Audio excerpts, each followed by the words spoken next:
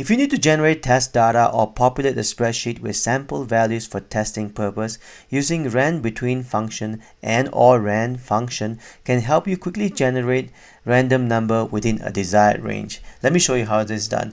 Let's say, for example, if you need to generate anywhere number between 1 to 1000 on, say, this area here, you highlight the area, then you say equal RANDBETWEEN, and the first argument will be the minimum range for the value, which is going to be 1, and the second argument in RANDBETWEEN will be 1000, which is the maximum value.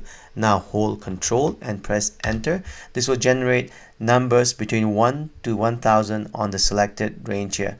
But what if you want to display, let's say, for example, currency, a dollar value?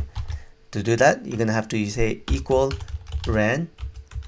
This will generate any numbers between 0 to 1.